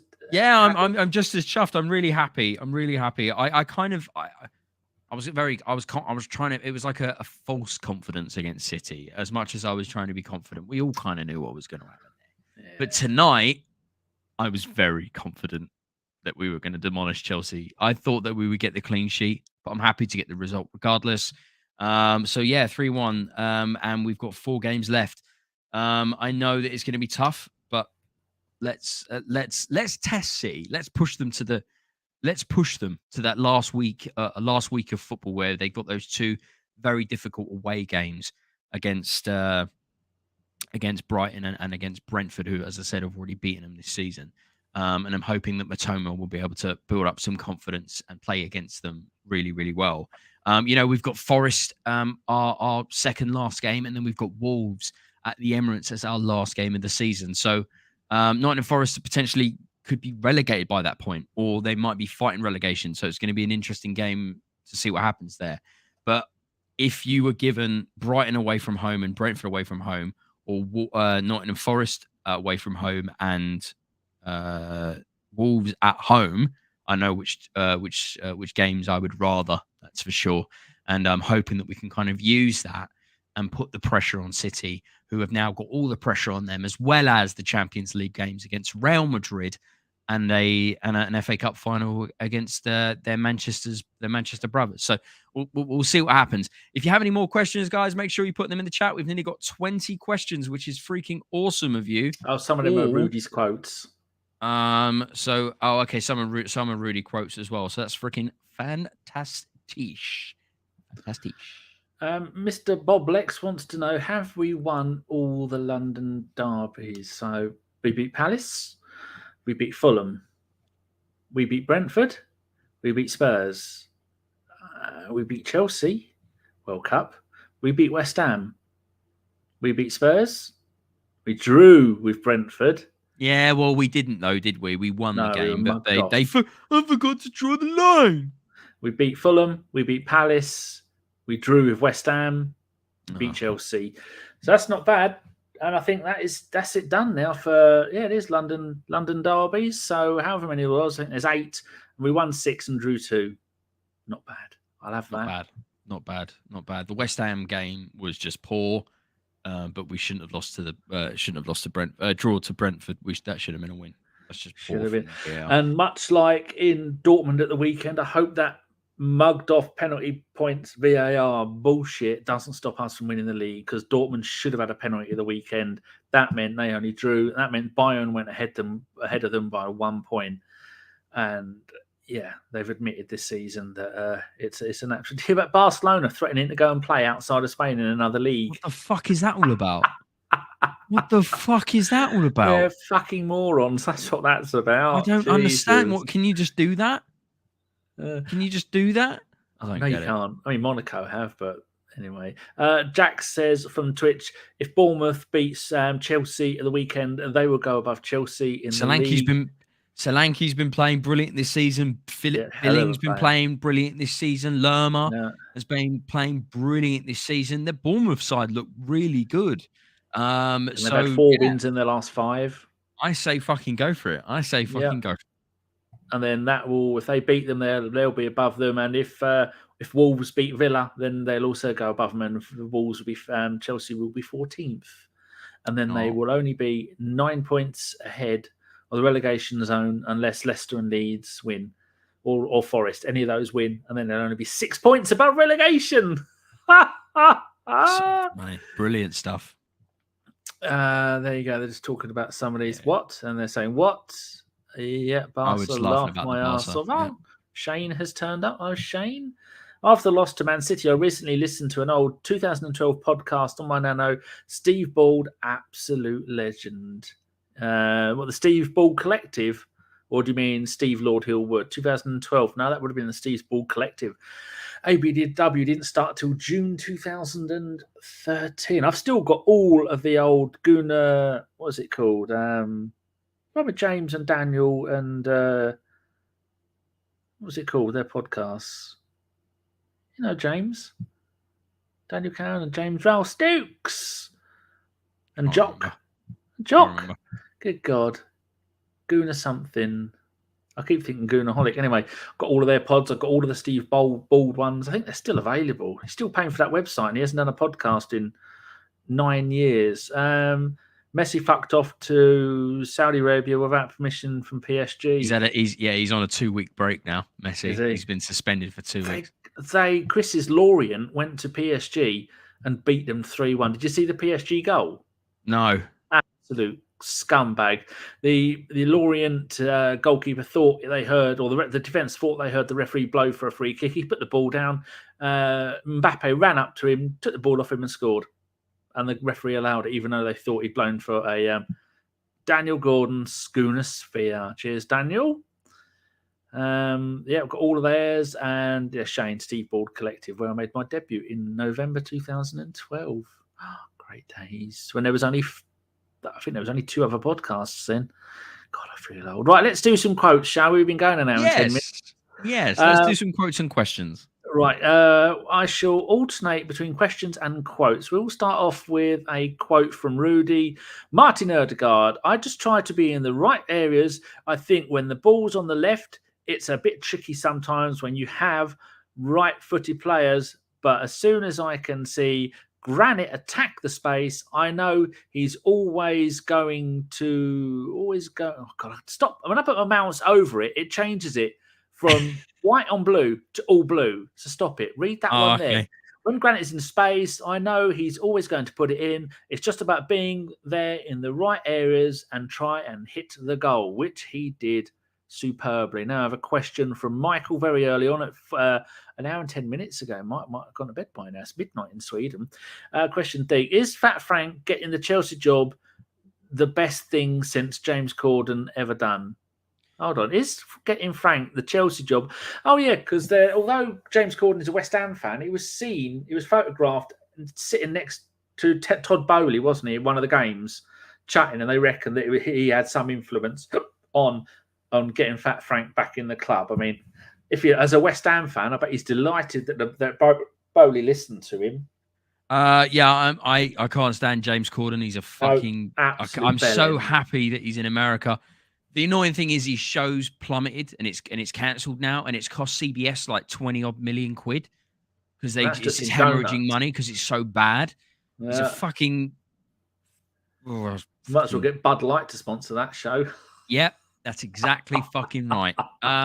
They're doing brilliantly well at the moment, so that's good. I'm loving the capitulation there. But yeah, no, I don't know anything about the James Corden thing. I don't know. Who knows? There could be something as dumb as that. I just find it very unusual that Frank Lampard's gone back to Chelsea in the situation that they're in again. It's like a glutton for punishment. What the fuck's that all about? The commentators were saying, going, if I was Frank Lampard's mates, I'd be like, mate, you need to fucking walk away from this shit. Not on the head, son. Your reputation before, because he was doing brilliantly at Derby. He was doing really well at Derby, and he ends up getting the Chelsea job, and then it doesn't work out. And so on and so forth. Your little private my little secondary passion football club. I like a little bit of Derby where, if we win this weekend, we pretty much confirm ourselves to get into the playoffs, hopefully get out of League One and back into the Championship, and we'll meet Nottingham Forest there, and we can get the rivalry back and going. So that's going to be fun. But yeah, Frank Lampard was brilliant at Derby. That's what got him the Chelsea job, and he just hasn't been doing it, and he's gone back there. It's very, very weird. It's obviously got something to do with money, but it's not going to look good on his CV, is it? The fact that it's all a bit of a joke now. He's probably going to have to make a move to Championship abroad side and rebuild himself, or that. So, I don't know whether James Corden, that fucking twat, has got anything to do with the situation. But yeah. But I was looking. He got sacked from Chelsea on the 25th of January 2021. He's going to get sacked probably before the end of the season. He's lost 6 out of 6. Could he be the first Premier League manager ever to be sacked twice by the same club in the space of 2.5 years? That's impressive. That would be magnificent. That's impressive. That's actually impressive. Sacked by 3 Premier League clubs in the space of 2 and a bit years. I mean, that is also impressive. You say that though, but Chelsea have got a really good history of sacking managers quite quickly. They've got enough. Go on. No, I was going to say a lot of people are talking about the fact that they don't understand why they're not playing as well as they could potentially do because of the players that they've got and the caliber and the money that they've spent. You do understand that cohesion is a thing. It's like a real thing. These players don't understand how to play together. They've got no logical understanding of how to play together, to play the ball, make the runs. None of them. It's like fielding a brand new 11 each week. So they've got a lot of work to do. So I'm loving watching them fucking fall apart at the seams. But I don't understand why Frank Lampard went back there. I don't get it. A thing here from Boy 10. Does Holding make his centre-back partner worse? I never thought I would see Arteta make the... Cthulhu. I don't know what that is. Packed and play 2 left-footed centre-backs. Is that what he did tonight? Is Kiwior left-footed? Gabriel and Kiwior are both left-footed. Yeah. Good God, that's the... But the thing is, before the... Cthulhu, I'm pretty sure, is like a beast of the ocean, like a massive octopus thing. So maybe like he's talking the end of the world scenario, Cthulhu, end of the world scenario. So I think that's kind of what he's hinting towards. But yeah, before the Gabriel situation and whatever, we never really gave a shit about left-footed centre backs. We just played 2 right-footed and we got on with shit and moved on with the rest of our lives. But tonight proved that having 2 left centre backs doesn't really fucking matter as long as they work well together, and they did tonight. Unfortunate that we weren't able to get the clean sheet, but I think there's a lot more to do with Gabriel's potential injury and Zinny just getting caught out because he's not very good defensively. I think it's got more to do with the fact that than it has about Kiwior and Gabriel's partnership that was their first ever outing together. So yeah, we'll see what happens. But Kiwior starts Newcastle. If Gabriel's fit, it'll be Kiwior or Gabriel again. Right, I've got many windows open here to try and answer. Phil Macker's got his one and only decent point of the show, everybody. Round of applause.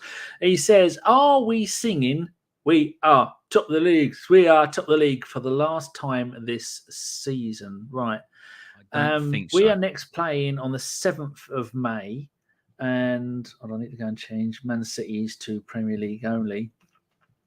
And they are playing in the Premier League on the 3rd of May and the 6th of May. So they're at home to West Ham and at home to Leeds. That's guaranteed 6 points. So then at the league, when you look at the league table, oh, you fat-fingered prick. I fucked my elbow up a few years ago. When I was getting out of bed, and I had a nerve caught in my elbow. So every now and then I'm using the mouse, my hand goes off on its own. It's just done that and closed the fucking window. I've got nerve damage in my elbow. Right, get it back up again. At the moment, we are 2 points clear of Man City. They will then play both of their games in hand. They're going to beat West Ham on the 3rd, which is tomorrow, and then they're playing again on Saturday against Leeds, 6 points. By then, they'll be 4 points ahead of us. They'll have caught up with their games in hand, and then we play Newcastle on the 7th.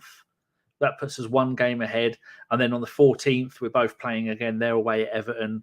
We are at home to Brighton. So I think he's got a good point. Could that be the last time we are singing top of the league because they're going to get their games in hand back? I'm gonna remain positive. I think they've got a lot of games this season, tough fixtures. They've got the Champions League as well, Real Madrid 2 times.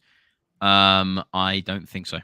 I think I honestly, Danny, do you really, really, really, really see Man City not dropping, whether it even be a draw or a loss, even a draw? Do you not see them losing any points? Do you think they're going to go all the way through and win every single game from now on till the end of the season?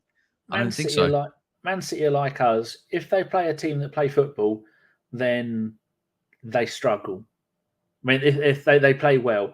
And if they play someone who plays anti-football, like Everton do, or like Leeds are going to do, because they are getting Big Sam. West Ham are going to do as well.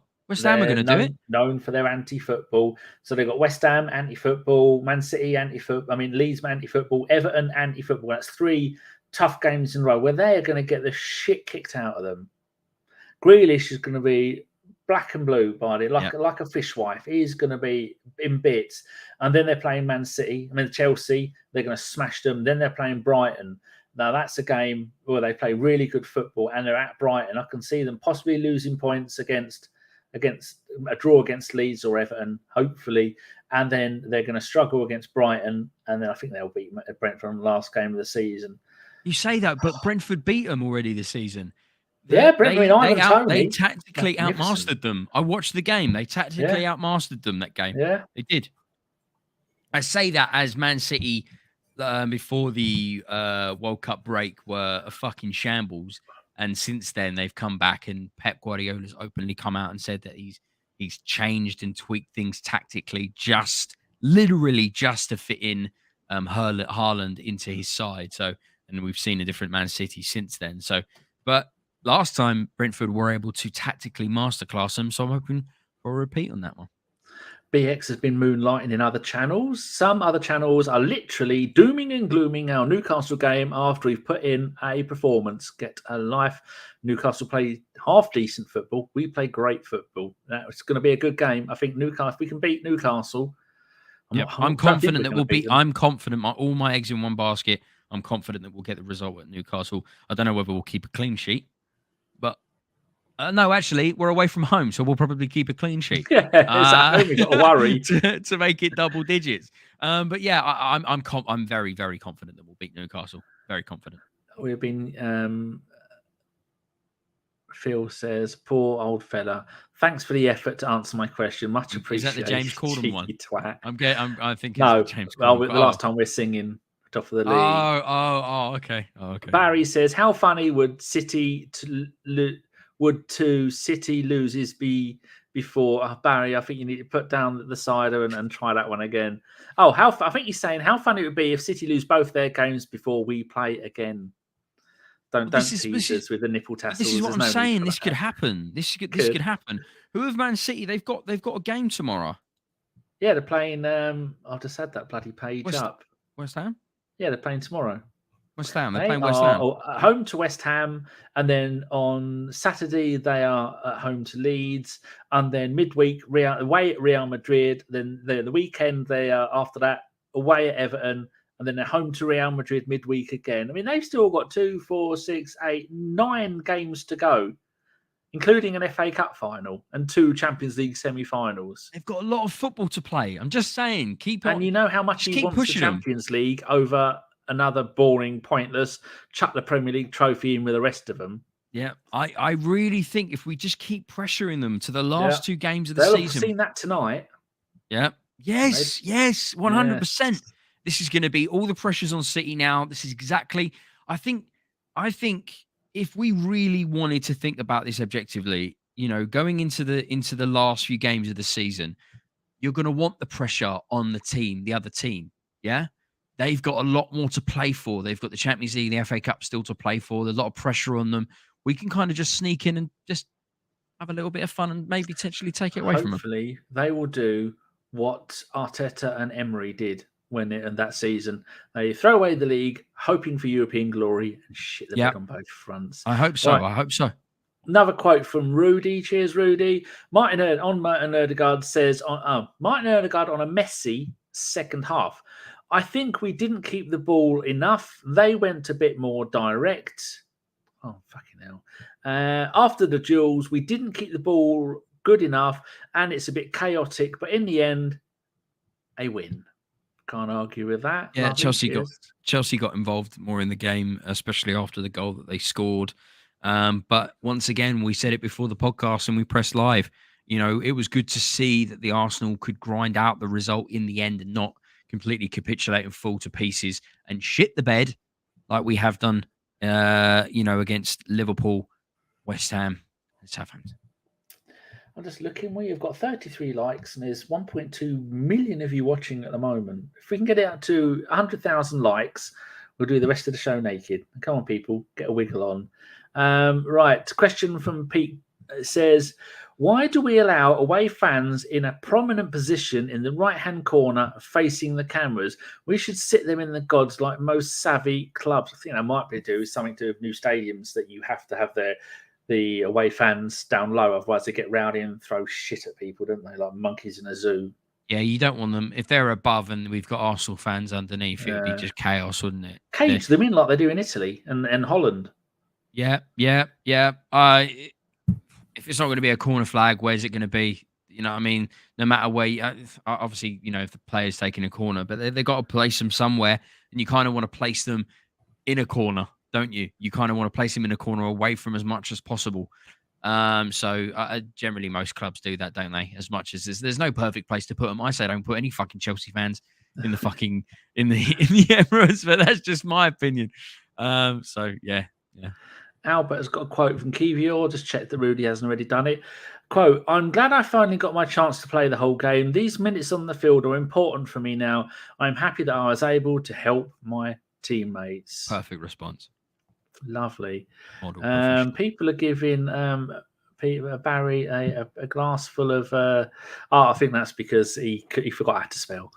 He's having a few bevies. He's had a couple. He fell asleep on the keyboard, bashed out some kind of nonsense with his face, and then left it for me to figure out what the fuck he was talking about. That's it. We've done. Oh, here we go. Pete says, question for Deeks.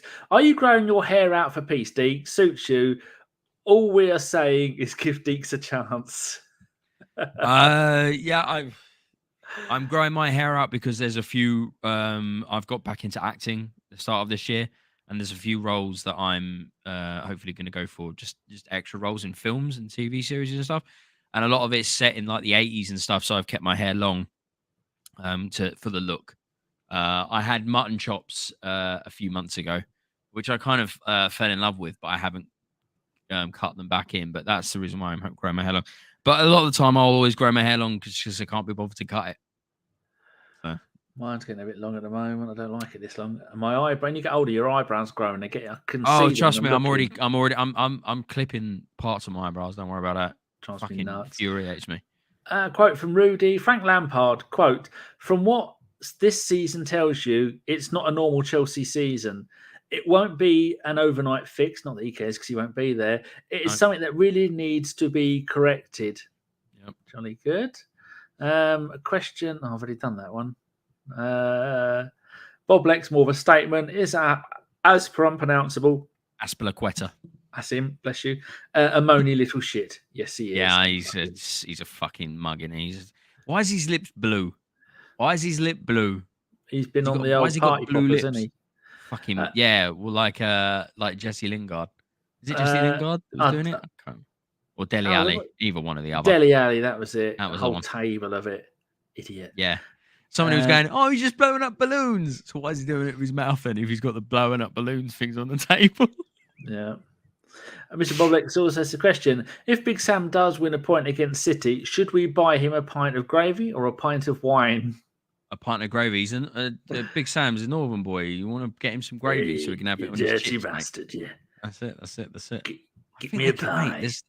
They'll drop points. City will drop points. They're not going to go through everything winning. Rudy says, Zinni losing his opponent at his back again. When will the guy learn? For me, he should be dropped for the Newcastle game. What do you think to that? Play Tierney. Zinchenko's weakness is his defensive capabilities. He had a few moments today where he actually did fairly well, albeit the moment that he doesn't do it very well, it ends up turning into a Chelsea goal. However, he's got that ability to pass through the channels, and it allows Xhaka to do what he does. And that's the reason why we're able to see a Xhaka performance with 3 assists and a man of the match in my eyes. So it's kind of like a bit of a seesaw. Zinchenko offers you so much going forward, but sometimes lacks in the defensive area. So it's about what you want. And I'll take the Zinchenko attacking threat against it's going to be a very counter-attacking team against on Newcastle. So we need to hold the ball and we need to keep the ball. So I think Zinchenko should be starting against Newcastle. That's for sure. Okie dokie. Just going to look something up. Yeah. Avon says, the only way Fat Frank's predicament gets funnier is if he'd brought Ashley Cole along with him. Well, I've just checked. Ashley Cole is officially first-team coach with Bjorn Hamburg. Assistant manager is Bruno Saltor. And Ben Roberts and Enrico Hilario. Remember that? He was a goalkeeper and he was shit. And Carlo Cudicini is a loan. Oh, why is Carlo Cudicini a loan technical coaches for players out on loan? But yet Hilario is the goalkeeping coach. I think you've got that the wrong way around. Cudicini was a decent goalie. Very strange. Anyway, so yeah, Ashley Cole is not only a fucking arsehole, and his mobile phone. Yeah, he is with him there. Boy 10 says, why does this team step off of the gas?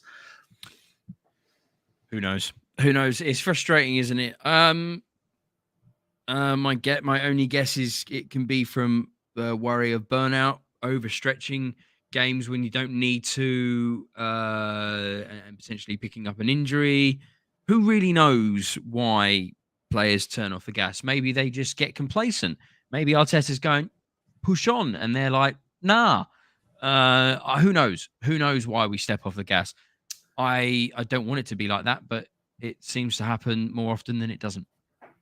I've just had a look at our Twitch account because it's muted, so I don't get any notifications. The first one we have got is this one, which is someone called Deacon Entertainment has resubscribed with Prime.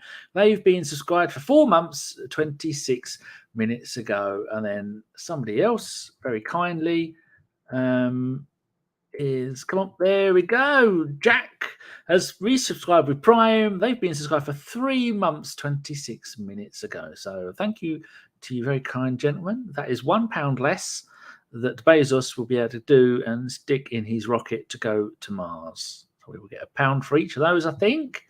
So we get one payout a year from Twitch. It's usually about £40 a year. Not going to make it, am I? With the about £8 or £9 a month I make from YouTube and the 250. No, don't give me money. Don't. That's not what I'm saying. I don't need it. I'm loaded. But the 250 quid a year it cost me. Although my mate hosts the website and he didn't charge me this year, so maybe this year's only cost me 200 quid. Lovely. Right, back to the messages. Got rid of that one. Talking of Jackosaurus, he has a thing here. Question. As much as I hate to admit it, I'm jealous of Spurs' single stand at their shit heap. Do you think it's remotely possible in the future for Arsenal to do the same? I'd love a red wall like Dortmund's yellow wall to intimidate the opposition. Well, we've had quite a few teams. Man United are expanding. Liverpool are expanding. Some teams have got new stadiums. Everton are getting a new one. I don't ever think they're going to expand the Emirates, do you? They did a couple of years ago. They took out a couple of rows to make it a little bit. I think when Spurs announced the size of their stadium, we rejigged ours and made ours a little bit bigger, actually, in the Premier League. I don't think that's going to be a thing. If you've ever been to the Emirates, we've got the whole concourse thing and situation. We're pretty much set up now for how many years? I don't know. I don't think that's going to happen anytime soon. Maybe more. Maybe in a decade we revisit it, but right now I don't think that's ever going to be a thing. At the moment, we're 60,704. Spurs are 62,850. And we are the 4th biggest one in the Premier League. I mean, West Ham's ground doesn't really bloody count. No. But soon, Man City are expanding. Liverpool expanding. They'll both go ahead of us. Newcastle will definitely expand. Everton's new stadium, I'm not sure how big it's going to be. But it's going to be big. But when I buy the club, when I buy the club, I will be getting rid of all the executive boxes. And you lot can stand there in the cold like everybody else, and I'll make it a 70,000 stadium when I own the club. Also, season tickets will be 100 quid a go. And all the food will be subsidised, and you won't get salmonella from the food. Not that you do at the moment, just saying. I'd make some changes. And if you've been going for more than 30 years, your season ticket is free. Right, Rudy has a quote. Lampard, the players care. Trust me. Chelsea fans may talk about players not caring, but I don't believe it. Well, Lampard, you're a fucking idiot. He's not going to say otherwise, is he? Yeah, the lad, they're giving up. Wankers, they don't give a fuck. They're going home and wanking off into piles of £50 notes. They don't give a shit. They're going on eBay and buying all the bloody pop figures they can get their hands on. Have you got a pop figure? You look like the kind of bloke that does. Pop figures? Yeah. No, I don't have any of those. Yeah, that's a lie. You've had some in the past, and you've got rid of. You've eaten them, stashed them. I'm so tempted to get some. I'd like all the wrestling ones, but no, I've got enough on top of my sofa over there. Hold on, Echo, Sitting room lights white. Look at this fucking monstrosity that I've got. Right, camera. Oh, wrong way. Look on top of my fucking sofa. Unicorns. Nothing but bastard unicorns. Millions of them as far as the eye can see. There's about 20 stuffed animals. People keep buying them for me. Absolute shits. Guys, you know what to do now. Instead of donating to ABW, keep getting Danny unicorn plush dolls and shit. And look at this. Echo. Bedroom lights red. This is what I do when the ladies come round. Oh, hello. Echo, sitting room lights red. That's so creepy. Also, no, it just goes red. Sitting room, hallway lights green. Do as you're told, or I'll chin. Echo, hallway lights green. See, they're enticed by the green lights. And then into the bedroom, and then that door automatically shuts. Man, they're in there forever. This is so creepy.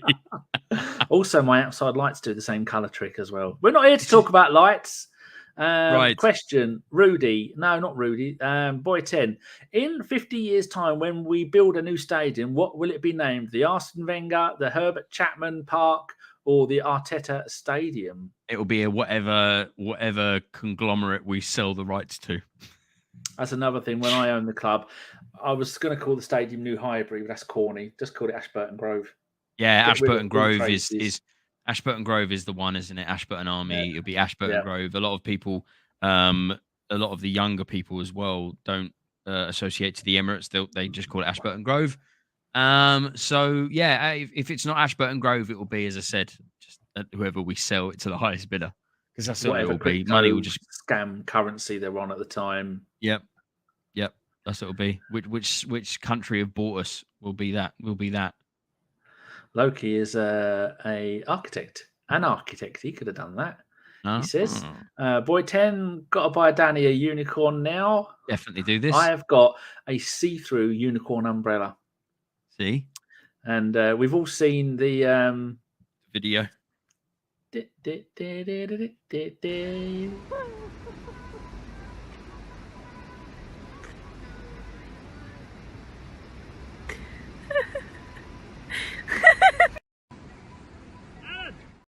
There you go. It does as I'm going along, and people think I'm fucking off my trolley. Because you are off your fucking trolley, mate. That's why they're looking at you like you are, because you are. Albert says, we achieved our 150th Premier League London Derby win tonight. That's Monsignor Arteta. Bonjour, Signor. Debbie knows what this is like. Oh, hold on. He's replying to Phil Macker. Phil Macker, you don't even we are. Bloody Phil's picking on people again. Phil, behave yourself. Or I should tell Nick, and he'll come and ban your fat ass. Now, gentlemen. Now. I don't even know what they're arguing about. I don't know. Fucking McDonald's, Burger King rivalry. Who knows? I had McDonald's last night. I wish I hadn't. Right, where are we up to? Where are we going? To a Rudy quote. From Rudy, quote, the lads want to do well I think this is from Lampard. The lads want to do well, but have to understand what that means every day, from training on Wednesday, Thursday, Friday, how you prepare, maintain yourself. I think that's Lampard talking nonsense. Question from Barry Douglas. So is Kiwior a shoo-in for Newcastle with Gabriel, hopefully? Yes, he is. Hopefully Gabriel's fit. I'm sure everyone is going to spend the rest of the evening on Twitter typing in Gabriel injury, Gabriel injury. So we'll see what happens. But yeah, it's going to be Gabriel and Kiwior, 100%. Good. All right. No one asked for any more stats because I've just closed all the windows because it gives me the willy. No more stats. Oh, they're arguing. Phil is a black belt in stuff. He's a ninja. I'm looking back in the chat. I can't see Phil even addressing Monsieur Arteta in any capacity. So I don't know where this has all come from. But Phil just asked me if my unicorns are sex toys. I mean, it should be banned for that alone. I never checked to see if stuff's been blocked. It's all very weird. Here we go. There's one here from Boy 10. Laser point. Oh, here we go. Good point. Just look, Boy 10 made a point. Laser pointer. That's been a while, hasn't it, since you've seen any of it? And it was when he was running down the left wing, the duck, it was going on his left cheek. That means it looked like it was coming from either someone on our side or the corner where the Chelsea fans were. What do you think? I don't know. Those laser pens have been going on since the dawn of time, haven't they? I'm watching WWF from the turn of the century, turn of the millennium, and it's going on a lot there. Yeah, it's always been a thing. The only thing that the only thing that we can do is just be more stringent when it comes to checking people when they come into the stadium. But these things, they can be so super small. They can hide in little pockets and stuff. It's very difficult. Metal detectors and stuff. But how much time is that going to take going through the stalls, getting into the stadium, getting yourself a food and drink? It takes fucking forever. So having to go through metal detectors as well would be chaos, wouldn't it? Absolutely fucking chaos.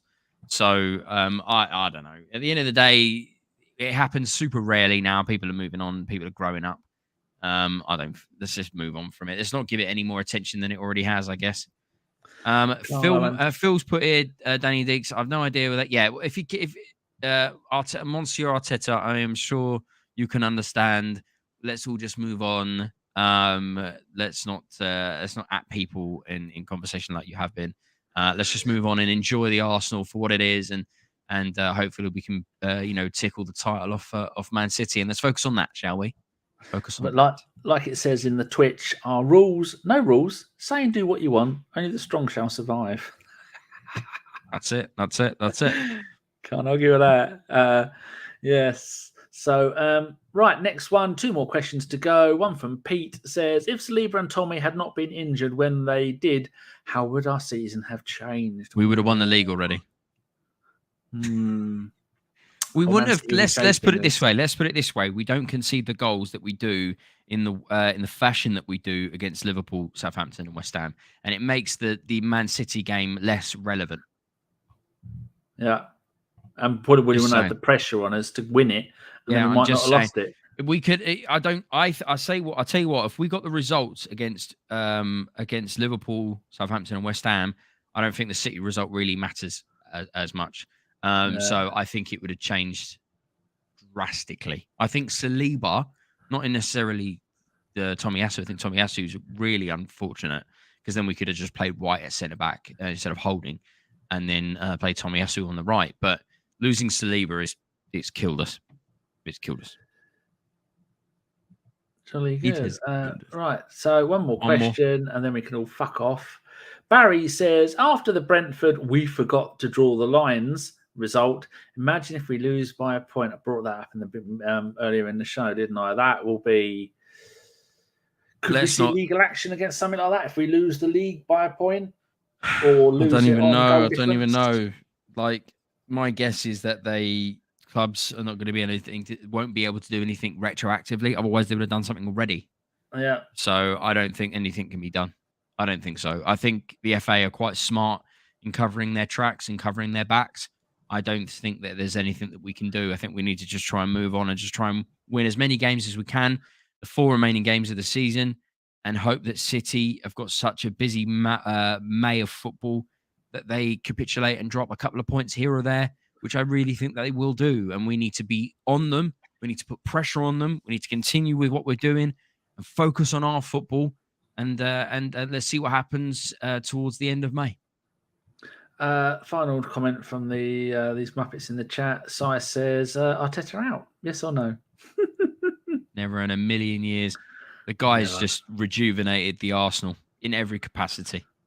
Indeed. Right, it's down to you now to end this shit so people can go home.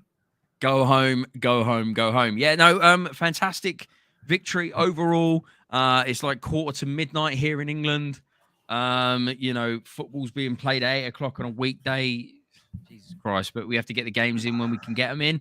But yeah, fantastic. We got the victory in the end. We silenced Aubameyang again, and Mudryk got a little bit of flack, which was always fun to see. Frank Lampard doing the business. So thank you.